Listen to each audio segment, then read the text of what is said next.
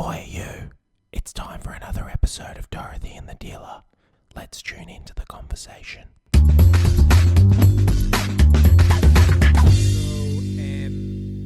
Lead singer of the Rolling Stones and David Bowie. Do you remember? Calling out around the world. Are you ready for a brand new beach? The summer's here. And time is right. Dancing in the street. That's it. South America. So yeah, South America. Yeah, it feels like so far away since all this stuff's happened in between times. It feels like ages, but it's been 3 weeks tomorrow since we've been back. So since we've been back, right? Yeah, since we've been back. So, and we were away for 3 full weeks because we went, so do you want to just talk? Should we just talk a little bit I think, heading away with Ollie, I was really concerned because Ollie was the only kid on the trip. And normally there's other kids on the trip. And I was like, oh, how's he going to be? Yeah, how's he going to be not being with mom and everything else?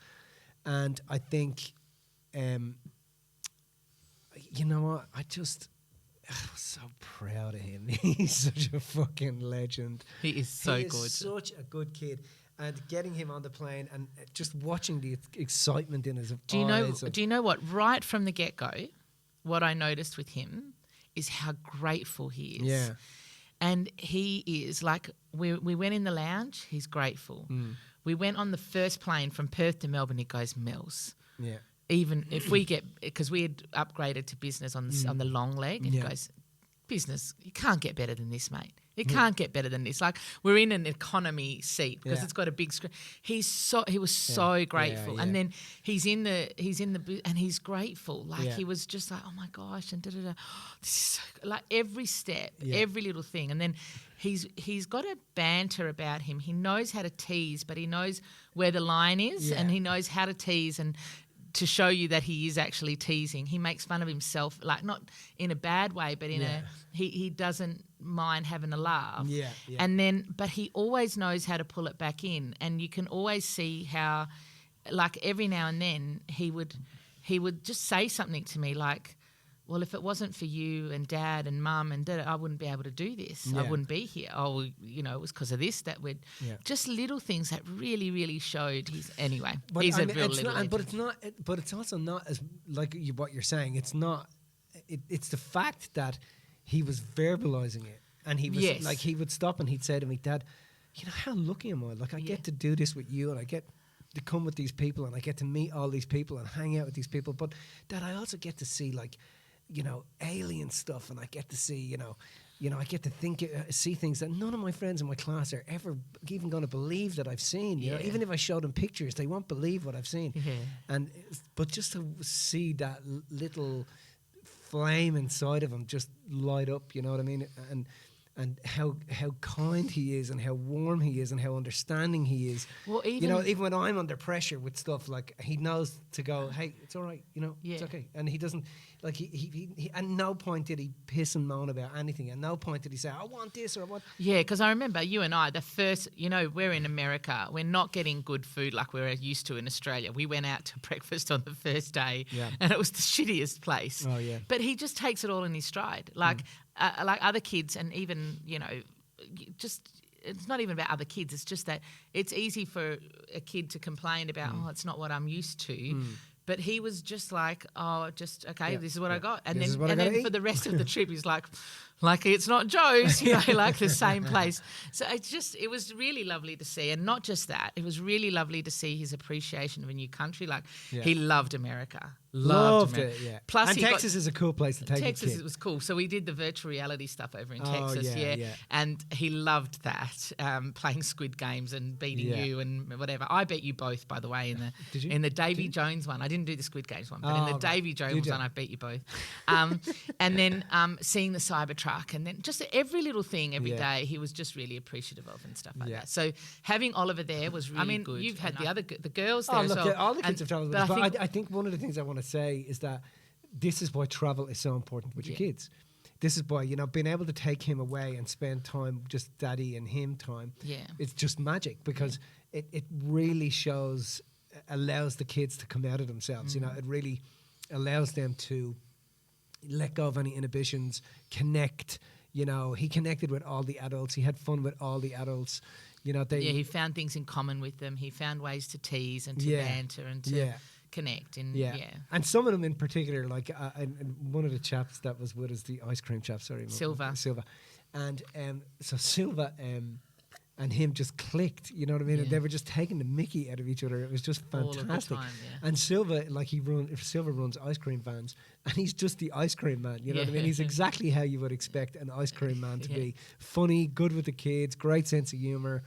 But it was just magic being able to have that experience with him. And he was no bleeding trouble. I was like, I got 30 odd clients here with me in Mills, and how I've got to manage clients plus manage him. He was just like no trouble. Knew to stick by our sides the whole time. Got amongst it, even with the guides through the Americas. Like they all loved him. Like they knew him from when he'd first come out to the Americas with us, and they just. It's just some magic. It was magic. And then South America, I know it's a cliche, but it never fucking disappoints. Yeah.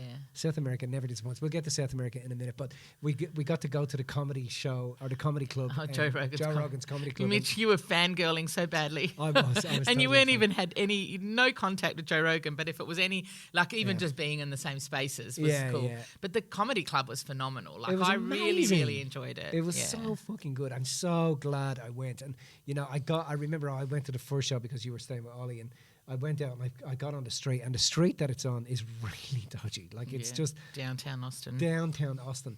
And I couldn't find the place, and I see this tattoo parlor, and I'm walking towards this tattoo parlor, and as I walk towards the tattoo parlor, there's three homies outside. You know, they've got the moustaches, the shorts are down around their hip, big loopy earrings, tattoos all over themselves, all over their faces and everything.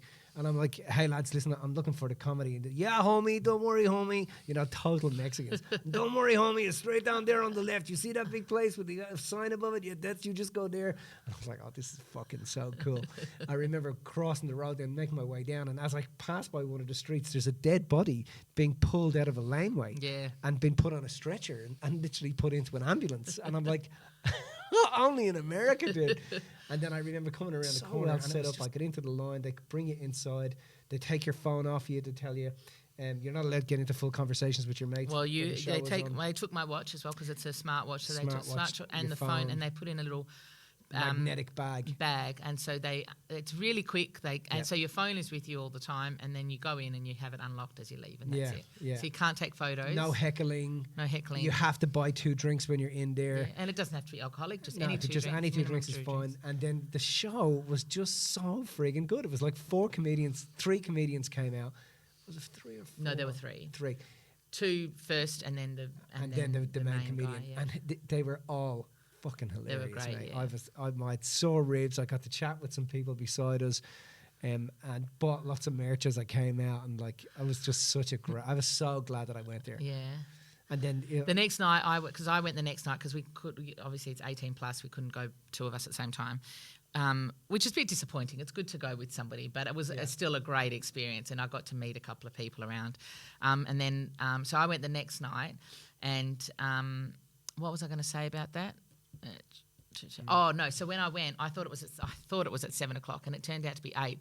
And it was lucky because we'd been at the amusement park all day. So I was like, I haven't eaten anything. Like I'd never got a chance to eat anything since like early lunch sort of thing. And I was like, I need to probably eat because otherwise it's going to be 10 o'clock.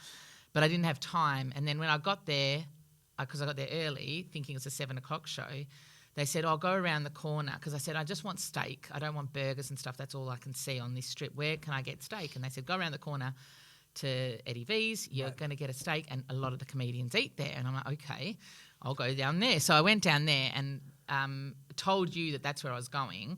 And then you went down there with Ollie the next day, right? Yeah. So then I got to meet of one of the security guards. So all of the security guards at the club are MMA fighters, right? They all know each other through that.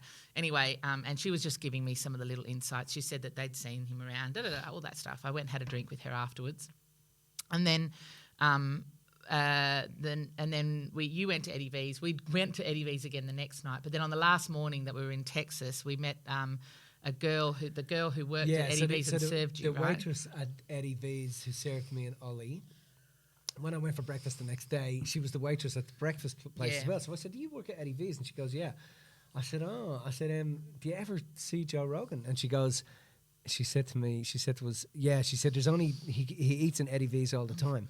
She said he was only in there last week with Adam Sandler. And I'm like, holy shit. And she goes, yeah, there's only 2 waiters allowed to serve him. There's me and another guy. I said, so what's he like? And he goes, she said, he's really lovely. She said, he carries a gun on him all the time in a fanny pack. And he said, he's 2 huge bouncers that are with him all the time. And he said, but she said he tips really well. He comes in with his family and his kids. The kids are really polite. His wife is really, and really Mitch is lovely. like, I'm only 2 people away from Joe Rogan. Oh my God. Can you ring him and tell him to come and meet me? But she said, yeah, he's really amazing. And she said he floats around here all the time. She said everybody sees him. He's like a local. He just hangs around and comes in. But she said he comes in here with all the comedians, and they come in and they just, they just run amok. She said they just let loose and do whatever they want. And she said it's great. Yeah, it was good. It was a great experience to be there and go there. Other than the fact it was fucking boiling. It was so annoying. It was too hot. It was so hot, wasn't it? It was really, really bad. Yeah. But I thought we were going to see a lot of homelessness and stuff like that. And Texas was amazing. It was beautiful. It was really, really good. And we went to Six Flags with Ollie and amusement park. Did some shopping. Did some shopping. That. Yeah. And then it was time for. And the first thing that I'm going to do every time I go somewhere now is Google Australian coffee shop. Find coffee. We could not, but not just that. Even the breakfasts, like. It was just I love you, us. America, but fuck, you cannot do coffee. Like, you guys are shit at And coffee. so on the last day, that same girl let us know that there was an Australian owned coffee shop, and we literally detoured on our way to airport to go get this coffee. Called Quokka's. No, that wasn't there. Oh, that was South America. That was South America. So then as soon as we landed in South America, because we got there the day before everyone else, we were like, Google Australian coffee shops. And we sat for, half a day in a coffee shop called Quokka's. And got our proper coffee and played Connect 4 and did all those things waiting for the clients. And the clients coffee was great. It was really good, yeah. Because they can't make it over there in America. Starbucks over in America is good coffee because it's the best of the worst bunch. Yeah, do you know what I mean? They have not got They have no clue. And Starbucks is shit, but compared to everything else, it's actually semi-drinkable. Anyway, and then even in South America on our last day, remember? Yeah. We were walking around and there was all of us around near the water, and you were like, right, I'm going to go on search for coffee machines. So you went searching for coffee machines, and we all sat down and played Jenga. And then this one guy comes up and goes, are you guys from Melbourne? Because only Australians will pick a place based on the coffee shop. Do you remember? I walk up and down the boardwalk looking for the best coffee machine. Okay, that's a good coffee machine. Oh, that's a really good coffee machine. Yeah, let's go there. And that was good. It's good when everybody catches up and sits down and those type of days are so lovely. Yeah. We played everyone's playing Jenga, just chatting, having coffee, drinks, whatever. But I think for me, like every time I go on a trip away, it's very humbling. It's like, number one, that I remember first really feeling it in Canada years and years ago, because we chose Canada to see the Northern Lights, and I'd wanted to see the Northern Lights since I was a kid. Right. We were on a plane one day. You said, where should we go next? I said, let's go see the Northern Lights. And you were like, okay, let's do it. And then we were in Canada, and there was all these people sitting around at 2:00 in the morning waiting for the Northern Lights. And I'm like, I thought this, and here we are. Yeah. And not just here we are, but here are people who want to join with that. That to me is like so humbling. And then, India and South America are places that are really, really dear to us. India in particular for me, because it just holds a special place in my heart. But I love South America. It's just a different type of trip, Yeah. And for people to come and share our love for those places and experience that. And then I think sometimes because how they all get introduced to us is through personal development. Yeah. So I think sometimes people have a misconception that we're going to be very kind of like we are in the seminars. Not that we're serious in the seminars, but that it's going to be like seminar-y instead of actually it's just a gang of people hanging out. And we've had that ability to communicate and connect is like no other group you'll ever see. Yeah. And so for me, it's just this really beautiful way to connect with people, but in a way where we're showing them this. Like the day we went on the boat ride to the Ballestas Islands, we went to the museum and saw the alien, all those things. And then the sand buggies, the sand dunes and the buggies. Yeah. That was like everyone at the end of the day going, what on earth? Like, look at what we did today. And then on top of that, we finished it with a bout of karaoke, what a great day, you know? And so I think it's about the places because, we were in morass and we were, staying at Eduardo's place where you're in the middle of nowhere and you wake up and you've got fresh air, you've got the mountains all around you and just like there's nothing. You can't even get internet there really. Some of them did some plant medicine while we were there. Then, you're going to these places that you don't really get to see on your normal trips and tours. Right. So there's that, but then it's also the fact that the type of people that you've got that are all there and get to experience. Yeah, that it's the people. It's the people that make. It's the people that make the energy of it, And then also for me, and it's just about going. Look, I just want to show you some cool stuff. I'm just going to do some cool stuff, and we're just going to get you to see some cool stuff, and just we just want to load your day and just make sure you enjoy it. And then if you want to ask any questions or hang out and you can do that also, and so I think that what also makes it as well is we have some great guides that we work with. The guys that we work with are just fantastic. We've been working with them for a long time, and people were saying to me, all my friends are asking me, so what are you doing when you're out there? And they were like, well, we don't know. And they're like, so you're going out to South America, you don't know what you're going to do. And they're like, no. And but the truth is that that's what makes it so amazing. Yeah. It's because every day you're going to do something that you never would have thought you were going to do in your lifetime. You're going to see things that most people will never see in their lives. First day we took them paragliding. They're like, what the fuck? Yeah. So what are we doing today? Okay, well, today we're going to take you on a little surprise. We're going to go paragliding. We're like, holy fuck. And I think we had maybe about 3 or 4 people on this trip saying, I'm coming on every trip with you guys. Yeah. Because the way that this happens, firstly, I'm not having to think, I'm not having to plan. Yeah. I know that I'm going to be hanging out with a group of people that I can get on with, and that I can connect with. And everything's organised for me, so I don't have to think about that. And it's just, so on this trip, we had 6 or 7 people that had come to India just straight away. Next trip, South America, I'm there. And now some of them are now, and like that's phenomenal for me. We haven't even announced India because we just didn't get a chance to, and it's already full with a waiting list. Yeah. So it's like that to me is very, very humbling, and I love that. Like even some of the guys who are coming have already just been to India, and so some of the places they're coming to are going to be similar places we've already been. Yeah. But they're totally happy to come back. Yeah, and I think that's because they just have such a personal, rich experience. Yeah. Personally, it's rich for them. Personally, they get to feel humble because they get to hang out with royalty, see things that are so off the beaten track, that are, you would never see in a lifetime unless you went with people that had been there a lot and understood exactly how to get you to see the things that you need to see. And then on top of that, everything is fucking done for them. Yeah, yeah. Nobody has to do anything. Yeah, yeah. Literally nobody has to do anything. What I like. Everything is done. You get up in the morning, you meet for breakfast, and the next adventure begins. Yeah. You get home that night, you go for a meal, and you just talk about how awesome the fucking day was and how you're looking forward to tomorrow. Yeah. I can't wait to get out of bed again. What are we doing tomorrow? Yeah. And then I love walking around the tables in the evening and saying, hey, just so you know, have you had a great day? Yeah. Well, what we're going to do with you tomorrow is about 10 times what you just did today. Really? Really? You can top today? Yeah, of course. Yeah. I just love that. So what was the favourite part, do you think, of South America for you this time, other than having Oliver there? I know that was big for you. Yeah. It was big for me too, just watching you guys interact. And I really thought that he was going to navigate his way to me a little bit more. Yeah. But at the beginning, he didn't. Towards the end, I think he was missing his mum a little bit more, and I think the feminine energy was necessary towards the end a bit more. But he was very and not that he was. It wasn't that he wasn't with me. It was that he wasn't. He wasn't looking for that a lot at the beginning. He was looking for it more at the end. And so him and you getting on and communicating and watching him stand up for himself and speak for himself, and it's just really, it was really lovely. Yeah. So apart from that, what do you think was good about South America? What did you love about this trip? I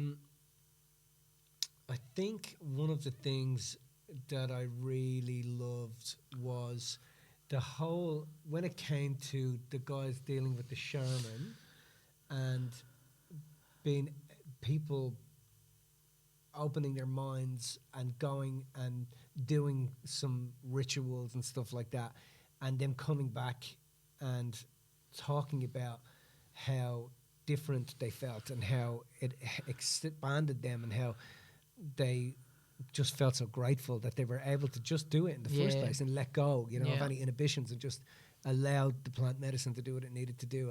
I really loved that we were able to do that with the clients and let them have that experience. Yeah, me too. It's the first time we've done that with them. Yeah, I think that. And you, what about you? I think my favourite part of every trip really is sharing the experience with the team and then really letting them see places that we love, people that we love. Yeah. And it really makes me feel like I can share a part of myself or a part of what I love with these people. And just, I don't know, I think they trust in us to do that. Like, you have a conversation with anybody and they'll say something to you, go, oh, I never even thought to ask you that, or how, the things that they'll say about how they've experienced things or how far they've come or what their expectations are, like whatever it is, it's like, wow, it's very rich to be just spending time with our people. Do you know what I mean? Yeah. I love that.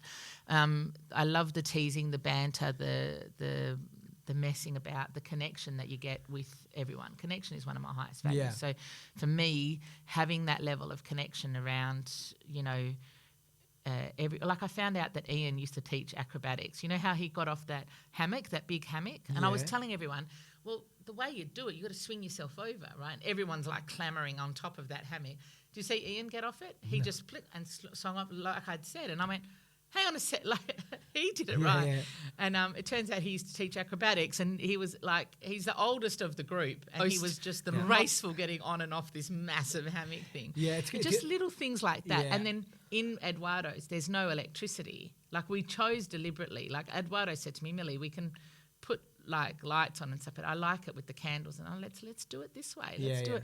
So there's like, of course, we were all in bed quite early, but like you've got the communal space and then you're really relying on that whole, I don't know. It was just so lovely. I think also the clients who've travelled with us quite a bit, how they helped other people feel at ease. Yeah. Do you know what I mean? And helped other people, how they made an effort to connect with everybody connected but with not everybody. Just that, it's that people got to see the banter with us because they knew straight away that like are you fucking taking the piss? Like are you overthinking everything? Like what are you doing? And then everybody got to see that that's the type of environment, I think, you know. So that whole, to me, that I mean, I love hanging out with Oliver and that, and I love hanging out with you as well, but it's that whole energy of like bringing people into that space, and you feel like you've got, it's just like, it's a tribe, it's a family, like it's a real community. I love that. So it feels like we need to do trips twice a year because I feel like I don't really want to wait till I love it. We've created with it all. I think it's next year. Awesome. Yeah. And then, I mean, we're going to Europe now. We're looking at trying to get into Turkey and doing that stuff. Göbekli Tepe and perhaps Cairo. Potentially, yeah. I think if it's Turkey, when my thing is that it should be just a trip on itself. But either way, the India now is like totally chockers, which is phenomenal. So we'll look into 2026 and figure out what we do then, Cool. It was phenomenal though. Really good fun. Thank God for what we created there. It's magic.